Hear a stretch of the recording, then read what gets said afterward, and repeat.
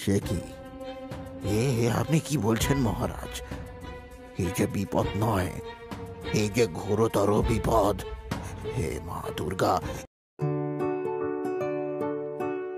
দেখো দাদু, দেখো, এই হলো আমার ৮ নাম্বার মাছ। দেখেছি দাদু ভাই। না না, এবার চলো দেখি, বেলা পড়ে গেল যে। না না না, আমি এখন মোটেই যাব না। বিকেলের এই পড়ন্ত আলোয় মাছ ধরতে আমার যে কি আনন্দ হচ্ছে কি বলবো। ঠিক আছে, সেই দুপুরের আগে এসেছি দাদু ভাই, অনেকক্ষণ হলো। এবার বাড়ি ফিরতে হবে। সন্ধ্যের আগে এই জঙ্গলের ভেতর থেকে বেরোতে হবে, বুঝলে? না দাদু, আমার এখনো 10টা মাছ ধরা হয়নি। তুমি একটু দাঁড়াও, আর কিছুক্ষণ পরে যাব। দাদু ভাই, বলছি তো, এবারে চলো। সন্ধ্যের পর এই জায়গাটাতে থাকা উচিত নয়। বাড়িতে তোমার মা চিন্তা করছে। চলো বলছি।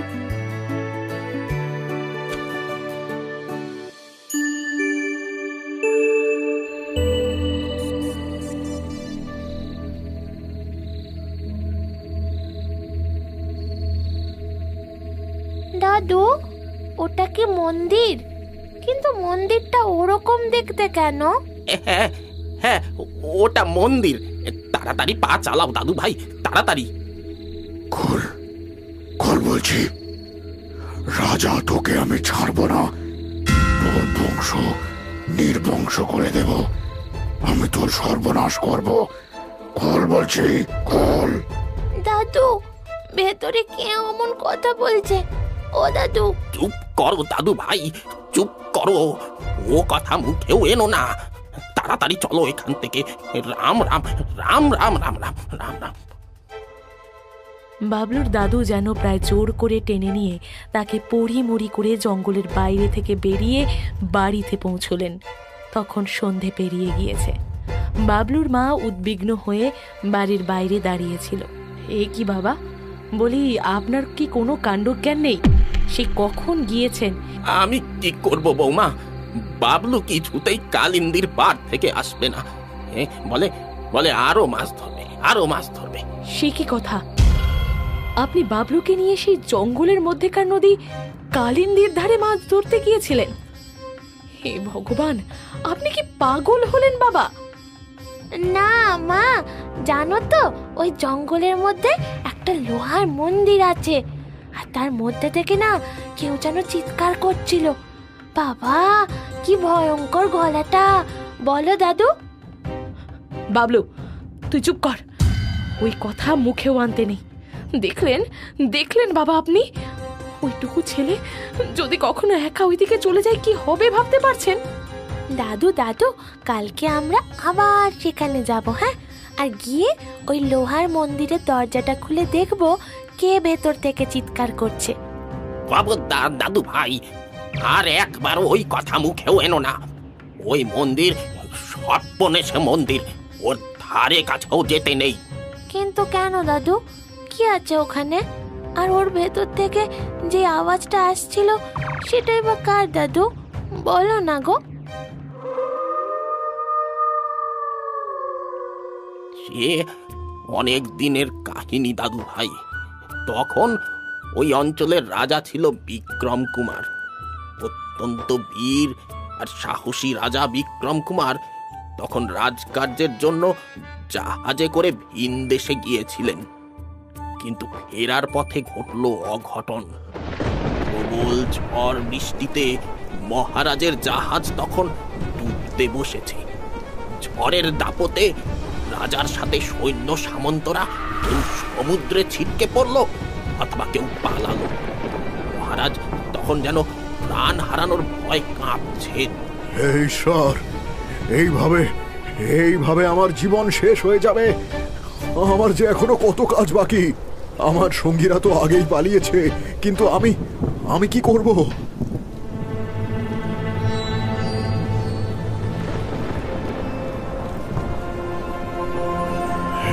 এ কি, আমি কি চোখে ভুল দেখছি নাকি? হঠাৎ করে এখানে এই নৌকো এলো কি করে? জানি না এই নৌকো কার আর কি করেই বা এখানে এলো, কিন্তু শেষ চেষ্টা আমাকে করতেই হবে। ওই নৌকায় উঠে যাই, যা থাকে কপালে। মহারাজ এক লাফে সেই নৌকোর মধ্যে উঠে পড়লেন, আর নৌকো চালকবিহীনভাবেই দ্রুত গতিতে চলতে শুরু করলো। প্রবল ঝড়ের মধ্যেও নৌকো সমুদ্রের মধ্যে দিয়ে নির্বিঘ্নে বয়ে চলল। ধীরে ধীরে ঝড়ের বেগ কমে এলো। নৌকা যখন সমুদ্রের কিনারে এলো, মহারাজের ধরে যেন প্রাণ ফিরে এলো। মহারাজ! কে কে ডাকলো? কে ডাকলো? যাচ্ছ কোথায়? দাঁড়াও। তুমি কে? এখানে এলে কিভাবে? বাহ মহারাজ বাহ! তোমার প্রাণ রক্ষা যে করলো তাকেই তুমি অস্তিত্বের প্রশ্ন করছো? তুমি তুমি আমার প্রাণ বাঁচিয়েছ, কিন্তু তুমি কে? আমি প্রেতাসুর। সুদূর নরকে আমার বাস। নরকের অন্ধকার থেকে আমি তোমার কাছে ছুটে এসেছি মহারাজ। তোমার প্রাণ বাঁচানোর বিনিময় আমায় যে কিছু দিতে হবে। হ্যাঁ নিশ্চয়ই, তুমি বলো কি চাই? সোনা দানা, টাকা, স্বর্ণমুদ্রা?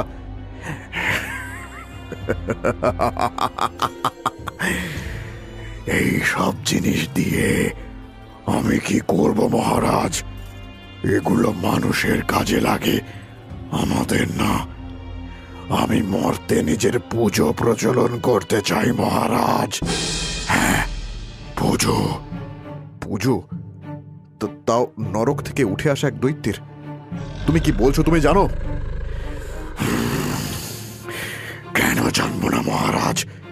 চিরকাল তোমরা ওই দেবতাদের পুজো করে এসেছ, যেখানে আমরা কোনো অংশে তাদের থেকে না শক্তিতে না যোগ্যতায় কম, কিন্তু আমাদের বাস করতে হয়েছে ওই নরকের অন্ধকারে। কিন্তু আর না। কেন? তোমরা এবার কি করবে?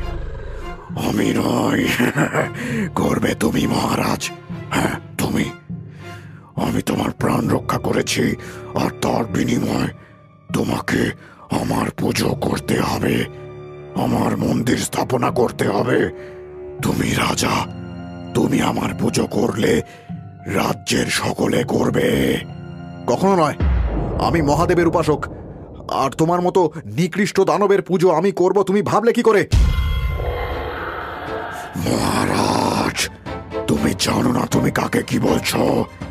আমার অপার শক্তি সম্পর্কে তুমি অজ্ঞাত। শোনো, তুমি আমার প্রাণ বাঁচিয়েছ, তার জন্য অনেক ধন্যবাদ, কিন্তু তোমার অন্যায্য দাবি আমি কখনোই পূরণ করব না। এবার চলি। ভুল করছিস, তুই ভুল করছিস মহারাজ। আমি তোর সর্বনাশ করে দেব, সব ধ্বংস করে দেব। এখনো সময় আছে। আমার পুজো কর মহারাজ, আমার পুজো কর।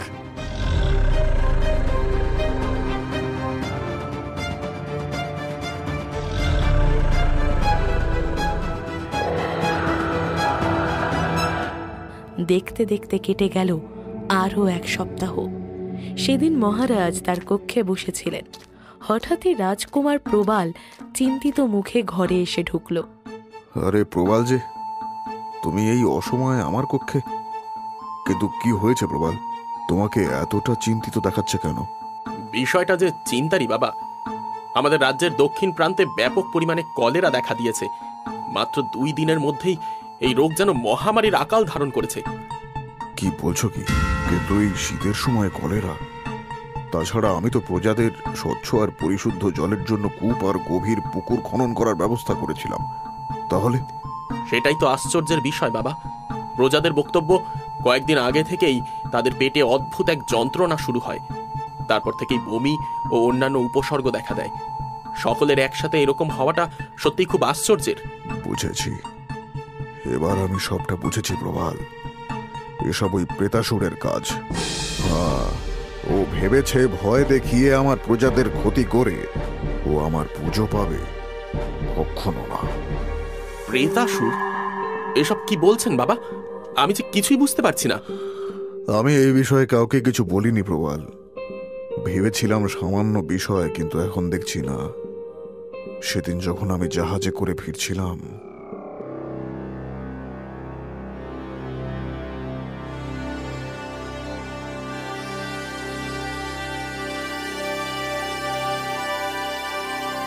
এ কি সর্বনেশে কথা বাবা!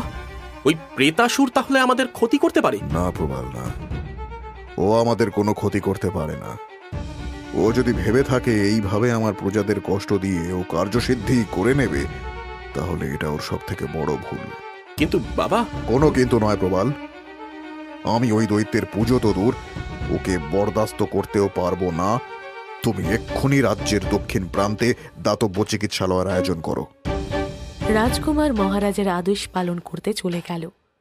এরপর প্রেতাসুর বেশ কয়েকবার নানা প্রকারে কখনো প্রজাদের তো কখনো মহারাজের ক্ষতি করার চেষ্টা করল, কিন্তু দৃঢ় প্রতিজ্ঞ মহারাজ প্রতিবার প্রেতাসুরকে কড়া ভাষায় জানিয়ে দিলেন যে তিনি কোনো মতেই তার পুজো করবেন না।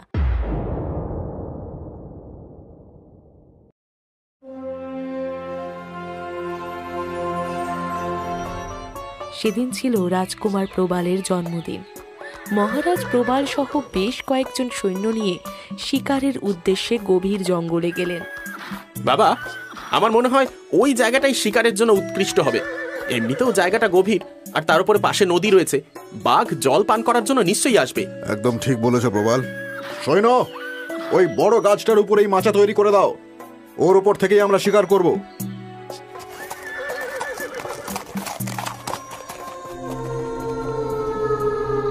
দেখতে দেখতে রাত নামলো, অন্ধকারে চারদিক ঢেকে গিয়েছে। কি জানি আদৌ বাঘ এদিকে আসবে নাকি। বাবা, ওই শুনুন, পাতার উপর খসখস শব্দ শোনা যাচ্ছে। হ্যাঁ, ওই তো, ওই। কিন্তু ওই সবুজ চোখগুলো এত উঁচুতে কেন? এত বড় আর উঁচু বাঘ কি হতে পারে?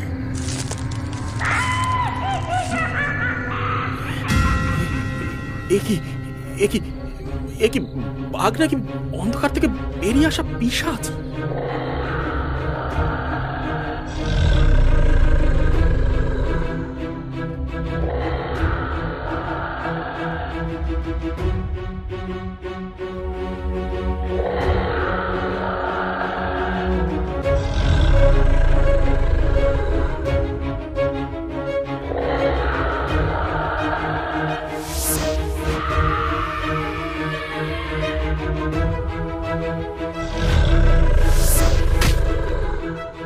বাবা, বাবা! প্রবাল, সৈন্য সামন্ত কে আছো? শিগগির বাঁচাও প্রবালকে।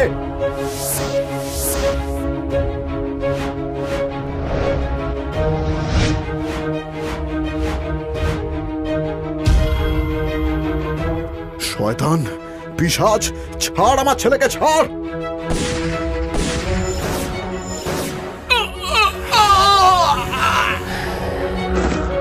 প্রবাল, হায় আমার পুত্র প্রবাল, হায় হায় হায় হায়।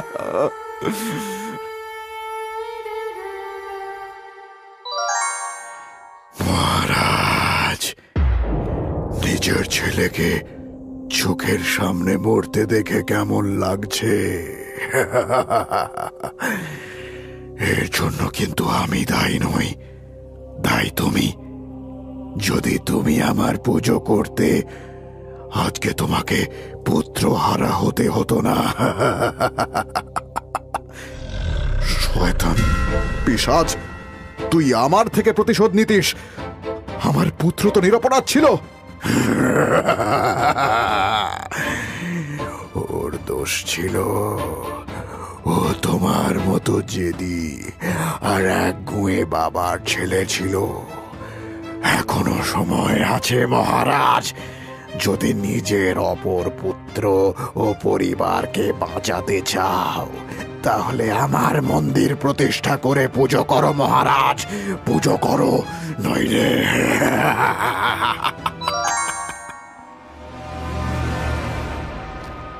মহারাজ, মহারাজ, আপনি ঠিক আছেন তো?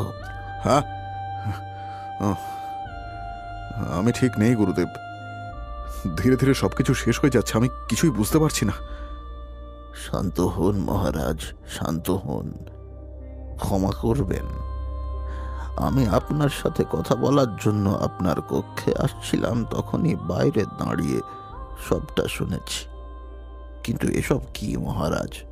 দয়া করে আমাকে খুলে বলুন। গুরুদেব, গুরুদেব, আমি খুব বড় একটা বিপদে পড়েছি। আসলে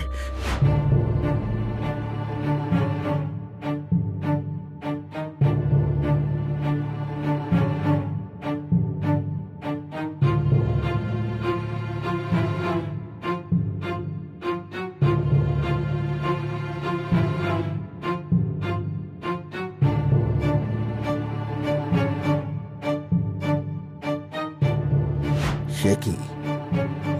আপনি কি বলছেন মহারাজ? এই যে বিপদ নয়, এই যে ঘোরতর বিপদ। হে মা দুর্গা, এ কি অনাচার! মহারাজ, এসব আপনি আমাকে আগে কেন বলেননি? আমি বুঝিনি গুরুদেব, আমি বুঝিনি বিষয়টা এতটা গুরুতর হয়ে উঠবে। আমার পুত্রকে হারিয়ে এর মাসুল আমাকে দিতে হবে, আমি বুঝতে পারিনি। বেশ, যা হওয়ার তা তো হয়ে গেছে মহারাজ। এবার আমি যেমনটা বলবো আপনি তেমনটা করবেন।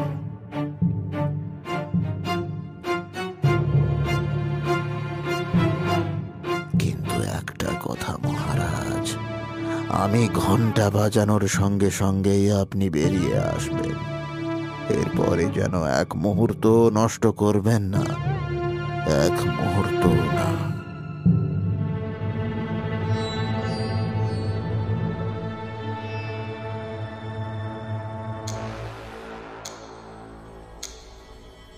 পরদিন থেকেই রাজ্যের উত্তর পশ্চিম প্রান্তের জঙ্গলের মধ্যে এক লোহার তৈরি বিশাল মন্দির তৈরির কাজ শুরু হয়ে গেল। মন্দির প্রস্তুত হতেই মহারাজ তার সামনে দাঁড়িয়ে শান্ত কণ্ঠে বললেন, হে প্রেতাসুর, হে নরকের রক্ষক, তোমার শক্তির কাছে আমি পরাজয় স্বীকার করছি। তোমার জন্য আমি এই মন্দির স্থাপনা করেছি। এই মন্দিরেই তোমার মূর্তি স্থাপিত হবে, আর তার মাধ্যমেই ছড়িয়ে পড়বে তোমার পুজো। এটাই তো আমি চেয়েছিলাম মহারাজ। তুমি শুধু শুধু আমাকে কুপিত করলে। যাই হোক, এই নাও, এই নাও নরকের শাস্ত্র পুস্তক। নরকের শাস্ত্র পুস্তক মানে? যখন আমার মূর্তি প্রতিষ্ঠা হবে তখন তুমি এই পুস্তক থেকে মন্ত্রোচ্চারণ করবে, আমি প্রকট হয়ে যাব আর এই মন্দিরে স্থাপিত হব। আমার পুজো দিকে দিকে প্রচলিত হবে। বেশ, তোমার যেমন ইচ্ছে।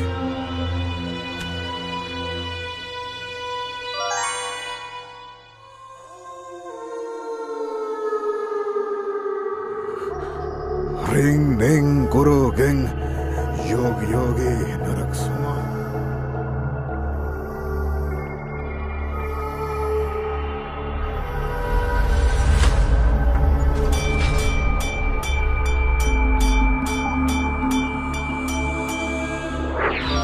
রাজা, তুই এটা কি করলি? আমাদের শাস্ত্র পুস্তক তুই ছিঁড়ে ফেললি। রাজা! বাসুদেবায় নমঃ। ওম গুরুপুরবর্ষায়। রাজা, দরজা খোল। আমার সাথে চলো না, তোকে আমি ছাড়বো না। দরজা খোল বলছি। রাজা! আর কোনো ভয় নেই মহারাজ। ওই শয়তান পিশাচকে এই লোহার ঘরের মধ্যে বন্দি করে দিয়েছি। আপনি একদম সঠিক সময় বেরিয়ে এসেছেন মহারাজ। আর এক মুহূর্ত দেরি করলে সব শেষ হয়ে যেত। কিন্তু গুরুদেব, ওই প্রেতাসুর? ও আর কিচ্ছু করতে পারবে না মহারাজ। আমি মন্ত্র দ্বারা এই ঘরকে বন্দি করে দিয়েছি। আপনি বিপদমুক্ত হয়েছেন মহারাজ। ধন্যবাদ, আপনাকে অশেষ ধন্যবাদ গুরুদেব। আপনি শুধু আমার পরিবারের না, আমার গোটা রাজ্যকে রক্ষা করেছেন। অনেক ধন্যবাদ। সেই দিন থেকেই ওই লোহার মন্দির বন্ধ রয়েছে। রাজার আদেশ রয়েছে কোনো প্রজা যেন ওই দিকে না যায়। আর ওই প্রেতাসুর? সে চিরকাল ওই লোহার মন্দিরের মধ্যেই বন্দী হয়ে থাকবে আর সাহায্যের জন্য চিৎকার করতে থাকবে।